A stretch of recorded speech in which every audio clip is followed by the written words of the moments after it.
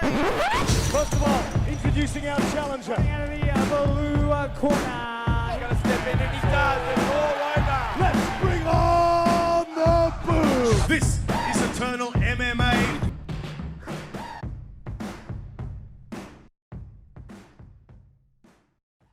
Mixed martial arts fans, welcome back and thank you for joining me once again on the Eternal Insiders Podcast, back for 2023. My name's Luke and as always, I'm your host. And joining me in today's video, a man that has returned home to Victoria with a little extra weight in his luggage after a very successful business trip to the Gold Coast for Eternal 74. That bit of extra weight in his luggage due to the fact he's brought home the Eternal welterweight title because he's now the Eternal welterweight champion. Back from Eternal 74. How are you feeling, Joey? Thanks for joining me on the show once again as the champion. Thanks for having me, Luke. Hopefully, my appeal and I'm looking much better now I've got a belt. But it's funny you say about the heavier luggage. So, we flew Jetstar up there, so they're not real generous with their luggage. And to get the belt back, I had no room. So I took all my clothes off and wore it through the gate. The crowd wasn't too happy about that. Is this a real story? You actually did wear it through the gate? No, oh my God. I'm like, please tell me that's real. I was like, I don't know you well enough yet to know the facial cues.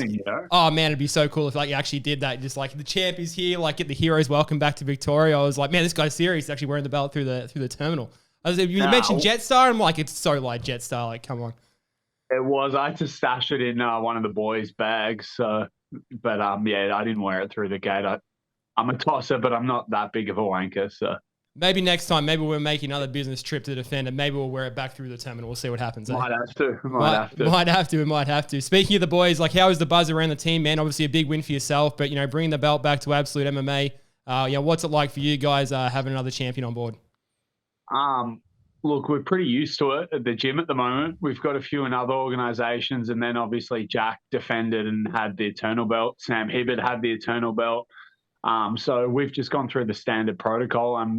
Everyone's laying flowers out for me to walk on in front of me and, treating me really different. So, I feel like a real pop star at the gym. The boys are looking after me a bit more and I don't have to pour my own water. They put it straight into my mouth. So that's been fantastic. But on a serious note, I was back in the gym on the Monday helping out with some coaching. Back training on Tuesday, I didn't have any bumps or bruises. Obviously, intensity is a little bit different just from a long fight camp. But, I'm still, straight back into the gym and, just cruising, man. Like, same for us, back in the system and back training. So, yeah. Now, when we spoke last time, you downplayed the possibility of celebrations after the fight. You said you normally like to keep it low-key and sort of experience the emotions real as opposed to, getting a few beers in and forgetting them, so to speak. How were the celebrations? Did you manage to get a little bit, unwind, get loose a little bit? What was that like in that next sort of 24 hours? To be honest with you, the whole trip up there, I felt like I was walking on cloud nine and in this weird sort of time zone. And then obviously I won. We got Ubers back to where we were staying. Some of the boys went down and got some drinks. And I can't drink beer, man. I'm the softest guy ever. I can't drink beer. I can't drink whiskey. So they got me a few sugar-free cruisers. They go down easy. They go down easy. There's nothing wrong with that, mate. Do. It's fine. They do. So I think I had a few mates come up and a few guys I train as well. So they all had a laugh at me drinking sugar-free cruisers. Someone brought me a bottle of champagne, which I had a sip of it and I couldn't get it down. I'm soft as on the piss. So, I had 2 sugar-free cruisers, got a kebab, and just sort of let everyone else sink some piss and enjoy themselves. They've probably had, a bit of a tougher time than I have over the last 2 weeks dealing with me while I'm focused and angry. So it's just good to chill out and see everyone happy and having a laugh and having a few drinks while I drank my sugar-free cruisers. And hey, you're the champ now, man. So don't let them shame you for that. You drink whatever you want. You have your kebabs. You get your sugar-free cruises in. Whatever you want to do, right? You're sitting at the top of the mountain. You get to call the shots, right? Thanks, Luke. I appreciate that, mate. I appreciate that. My permission. Tell the guys. Tell them Luke sent you to get your cruises. Totally I'll let fine. them know. I've got the leverage, I'm sure. Now, it's 7 fights now on the trot. As far as your wins go, man, of course, you brought the belt back and you're the champion. But if you look back to 2019 when you had your one and only loss, did you imagine, coming to this point in your career, only a couple of years on, that you would not only get the championship belt in this organization, but that you would also go on this win streak? Funny, man. Like the whole losing the 2 years with COVID, I actually moved gyms during that period and came to Absolute. My previous gym that I'd been with from the start of my career sort of shut down a little bit due to COVID and just some circumstances that were going. My coach moved overseas. So the last, since 2019, like my fight career and life has sort of changed completely. So it's cool to have, the premier belt in Oz MMA strapped around my waist. I don't feel any different. I've always known that, my potential and who and what I am, but it's more my coaches, can say, oh, yep, here's the Eternal Champ. It's good for the gym. It's just a good little reference point for people. But it hasn't really changed too much or had me thinking any differently than I always have. It's just new gym. Well, it's not so new anymore. It's been a while. New coaches, and this is just sort of a celebration of that. So, yeah. No, big things out of Absolute MMA, and I know how close-knit you guys are as a team, and how much you pay homage to your coaches and that sort of thing, and give them the credit, of course, credit where it's due. So now 8-1 now as a fighter, and of course we're the champion. The fight, how exactly in terms of with the way the fight played out, did that play out the way you sort of expected? We know how dominant you were in the grappling. We know what Kaleb brings to the table. In terms of what you sort of bargained for ahead of the fight and how you'd implement your game plan, how closely did that sort of play out in terms of what you had in mind? Yeah, spot on, mate. Probably the one thing, I like to finish it. I'd like to finish him in the first round. Didn't come off, but just hung in there. I knew, he would come out in that first round with a bit of pop and a bit of pizzazz, try and get the job done. And Kaleb's the type of guy, he's not dangerous until he's knocked you out. So you can't be complacent with a fighter like that. He can change it. A coin toss, bang, you're out. So just had to respect him and play a little bit smart with the stand-up. He plays at a longer range. So I knew I just had to keep the guard high, wait for my moment, grabbed him. I hit him with a nice calf kick, probably shocked him a little bit. Nice uppercut, engaged the clinch, and just sort of ground him down. And I knew he would give me the opportunity to finish him if I implemented my game plan like I did. So, yeah, all in all, pretty much went spot on.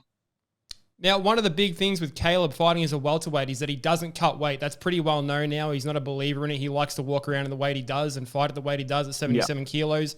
In your opinion, you're now a pretty experienced martial artist, pretty experienced mixed martial artist.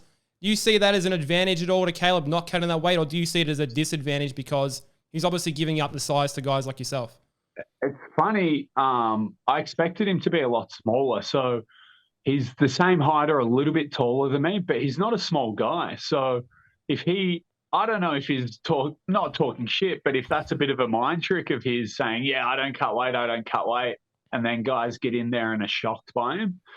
He's got that long sort of lanky frame. And from my experience, a lot of those guys, it's something to do with the leverage, or I don't know, they might not have the muscle mass, but they seem to be that crazy wiry strong. So I went in there, appreciating that this guy's going to be stronger than he might look.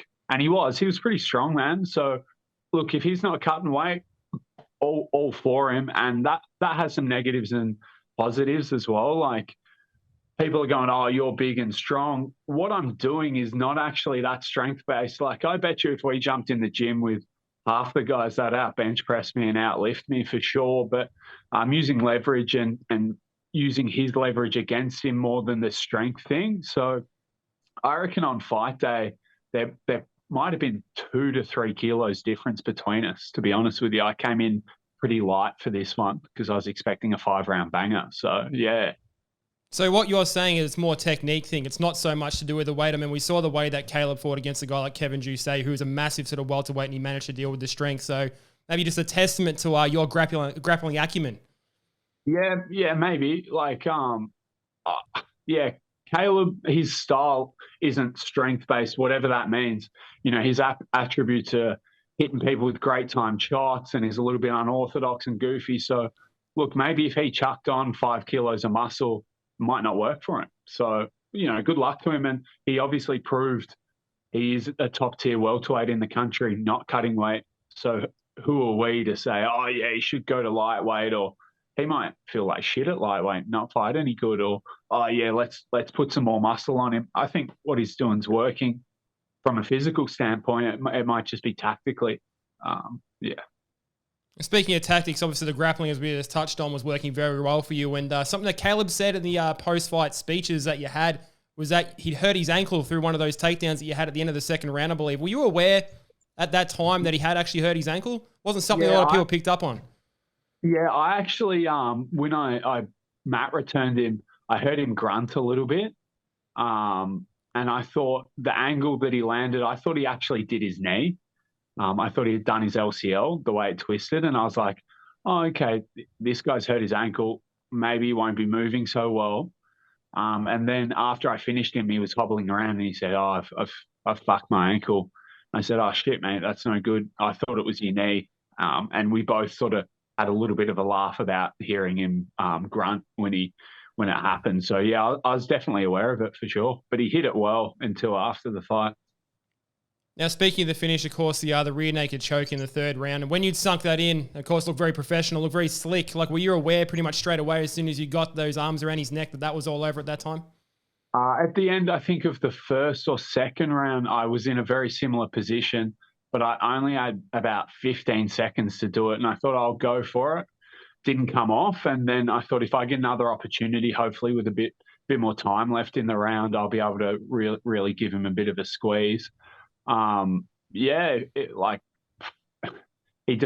stripped my hand well on the first one, and then I heard a call from my coach. So I changed my approach a little bit, and then, just got it in. Like, if I can get my forearm sort of below your nose, I like my chances of choking you for sure. I think a lot of people do, man. Of course, you got that finish, and you look very good doing it. Look very dominant through the fight against a champion that has looked very almost sort of untouchable in some of his fights with a lot of the first round finishes you have. So very much a big testament to like how far you've come as a professional. He certainly is an 8-1 now as a champion. Now, you talked a bit to me about when we had the chat last time that while it's an individual sport, you really need a core group of guys around you that really make everything tick. Of course, the guys at Absolute MMA that you work with, the coaches that we talked about before that you guys rely so heavily on and give so much praise to, like how pivotal were they for you in this lead up to this match? Oh, man, I think only people that are involved in the sport actually feel it. So I'll do my best to try and describe it. I cannot do what I do without those 3 or 4 welterweight boys I've got in the gym and my coach. I could be the greatest athlete and the greatest combat sports mind in the world and not have training partners, and I'll go nowhere. I've got Sammy Miles. When I'm doing my conditioning, that fucker's chasing me like a bat out of hell. And he never catches me, but the point is that he's chasing, right? We're going to clip that and show it to him later. You can. Same with Dill, Dylan Lahari will grapple. The guy's trying to take my head off every time. He's trying to rip my head off. So, that competitiveness, like I've got Samad who's no good at anything, but he'll throw a punch at me. So that helps as well. But like those boys, I think they respect me as a man and a person, but they do not respect me on the mat. So when you've got that environment, you can't not succeed and progress when you've got guys absolutely hunting you down every session. So yeah, I'm thankful for them. They give me some brain cells, every week. I hope I don't give them as much back. But yeah, I'm lucky to have them. Like I really am. It's as much their victory as it is mine. The amount of effort Simo puts in, and Simo's on the mats too. He's not just coaching. Like, you've got to avoid him if you don't want to get choked out. So I've got him. I've got those 3 boys, and a guy who's also fought on Eternal, Jasper. He's like the best looking guy in the gym. He's got his own business. He's an architect or some sort of engineer. The guy maybe doesn't train like a pro athlete because he's actually trying to live life. And he's after me too every session on a Friday night. So it's a bit of a rough trot, but I actually love it, and I love them for what they've done for me. And like, I looked over in the cage after they put the belt on me. I was in a bit of a surreal state. Like, I didn't feel that I felt like I was a third person above looking down on me. And I turned and I saw Dylan, and he had tears in his eyes, and so did Sammy. And, you know, I don't cry because I'm a machine, but I definitely nearly shed a tear there and then. And it just made me realize that when people want success for you as much as you want the success for yourself, it's an unstoppable combo, no matter what that is, whether it's combat sports, business, life, relationships, anything. So, yeah, I'm super lucky to have, you know, Dylan, Sam, Jasper, Samad, and Simo. And that's just the welterweight guys. We've got obviously a shit ton of featherweights that are coming up and killing it as well on the scene, and guys you've probably never heard of too. So, yeah, I'm super lucky, like, walking into that gym. Very lucky, very lucky.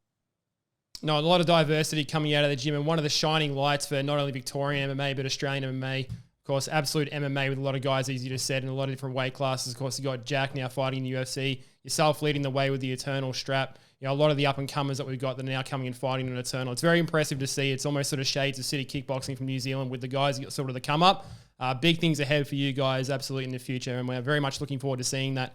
Now, speaking of the post-fight, you know, you said you had that sort of moment in the cage, and you also had some very sage advice, which I won't repeat necessarily. You can repeat it absolutely. It's that kind of show. You can talk about it. The PG version of it being, don't stray from the path, look after yourself, stay on the straight and narrow, get yourself into the gym, find something like combat sports. The advice that you did give, was that something that was very close, you know, sort of close to home for yourself, you know, something that you were sort of speaking of as experience that you've had through your life? Yeah, it definitely was.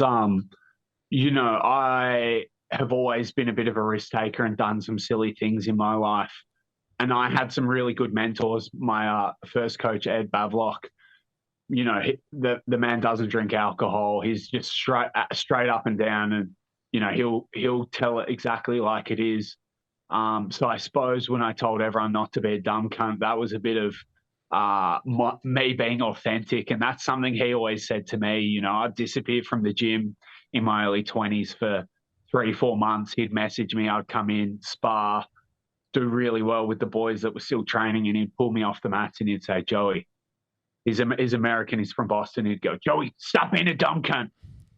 Get back in the gym, you know? So that's sort of rung true, and it's drilled into my head. And look, it might be a bit crass, but you will always get the authentic Joseph Luciano, for better or worse.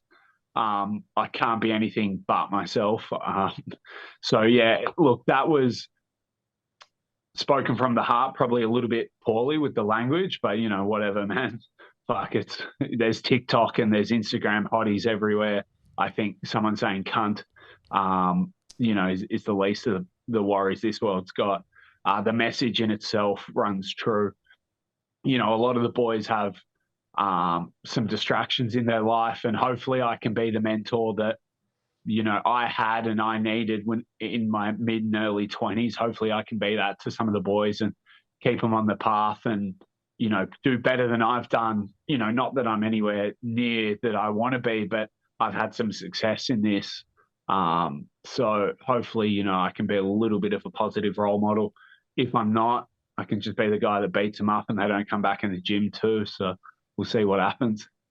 No, a fantastic message that you had, man. And don't worry, Ben Vick is in the commentary booth a little bit late on. He was sure to give a little bit of a shout out to anyone watching overseas that that particular word, you know, it's a bit of a colloquial term for us here. It's a term of endearment. You know, it's something we kind of throw around for maybe the Americans that weren't sort of sure what was sort of going on there. Yeah, and we are a country based on convict stock, so let's not forget that as well.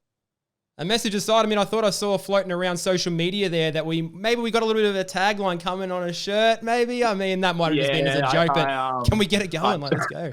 One of the boys, jokingly, within 5 minutes of me saying that, printed that out. So I shared it on my story, and I've had, I think, more responses from that than anything decent I've posted. So we've got the shirts in the work. We do have the shirts in the works. Yeah, we've got the shirts in the works.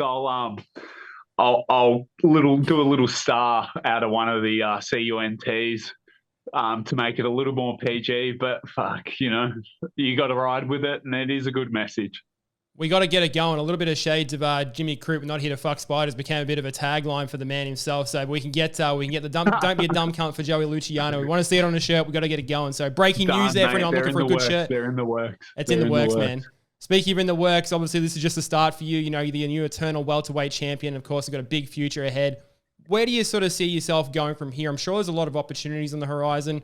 A lot of people talk about once they're the champion, looking to international opportunities, potential opponents we got here locally. Is there an ideal scenario in your head about what you potentially like next, where you'd like to go, or who you'd like to see next in the cage, wherever that might be? Yeah, I think, everyone that wins a belt on Eternal, it's become a bit of a stepping stone for not greener pastures, but for the big show, like if you're the Eternal champ, you're pretty much the man in that division in Australia. And it's been like that for a long time. Look, obviously, we've all got the same goal, which is the big show. So that's in sight for me. But whatever I've got to do to get there, I'll do it. Whether that means, like, I want to be active no matter what. So, if I've got to defend, I want to defend pretty soon. So I've stayed in shape, and just it's funny after capturing the belt, and that's like a real stable thing. It creates a lot of tumultuous possibilities after, people come looking for you. Oh, that looked great. I want you on this, blah, blah, blah, blah, blah, all these shows, management, all that sort of thing. So, it's been just over a week since the fight. So the dust is still settling a little bit in regards to that. But, I'm DTF, man. So whatever happens. I'm good to go. Good to go. I know that's probably a really shit, vague answer, but it's the best one I can give you at the moment. No, I mean, as you said, we're barely a week removed from the fight, but I mean, time flies, man, and the people always want to know what's next. Of course, when you're the champion, everyone wants to know what the move is, and you're right. Holding the Eternal welterweight title, or any Eternal title for that matter, is definitely a springboard. Two things like the big show, it's proven time and time again. So, for you to be looking out for those opportunities, I mean, it sort of goes without saying, man. And look, once again, thanks for joining me on the show, man. It's the second time we've had you on. Absolute pleasure now that you bought the welterweight strap. Back to Absolute MMA. Mr. Joseph Luciano, thank you very much for your time, and we look forward to seeing you back in the cage, wherever that might be, and we look forward to having you back on the show again sometime soon. Pleasure, mate. Thank you, Luke. Appreciate it. You're the man, Joey. Thanks, brother.